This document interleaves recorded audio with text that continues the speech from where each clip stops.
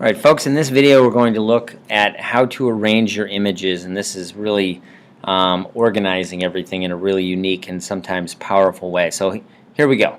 If I want this fish to face the other way, I could grab this dot and just flip him over.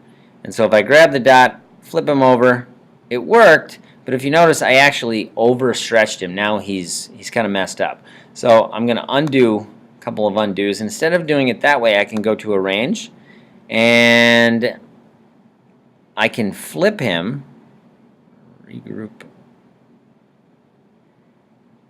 rotate. I can go to rotate and flip him. Well, do I want vertically or horizontally?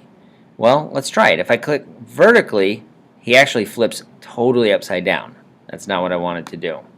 If I go to Arrange, Rotate, Flip horizontally, now he's flipped side to side here. That's what I wanted. I put him over here. Whoops, not the words. The fish.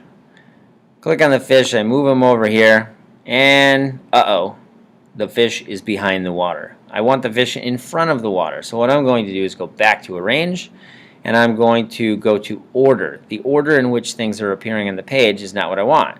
So I'm going to bring the fish to the front, and there he is. You can also send him to the back. You can make it come a little bit forward or go a little bit backwards without going all the way to the front or all the way to the back. But that's how that works. This is an important skill here.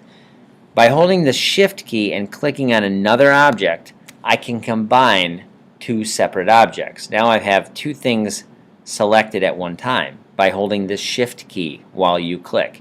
Now I go to Arrange and I have a few more options. I can align my fish inside the other picture, and I can center that horizontally. Now it's moved side to side into the middle. I can do the same thing vertically. Now it's perfectly centered in my other picture. It's a nice thing to be able to do. The next thing I can do is I can rotate that fish if I want to. And remember, we did this with flipping it horizontally and vertically. We can also rotate it 90 degrees so it'll stick straight up in the air, which is not really what I want it to do, but you see how that works. And I can hit the undo arrow and go back. The reason both things moved is they're both selected. If I go back to Arrange and I go to Group, this is an important thing. If I group it, look, that middle thing is not selected anymore, the middle tuna. And that's because this is considered one object now, one picture. When I move it, everything moves. I move that fish, everything moves. If I want those to be two separate objects again, I have to go back to Arrange and ungroup it. Now you'll see I can click off of here. I can move just the tuna. So that's an important thing to be able to do, and it's a nice feature. Shift, click, gives me the ability to group them or ungroup them.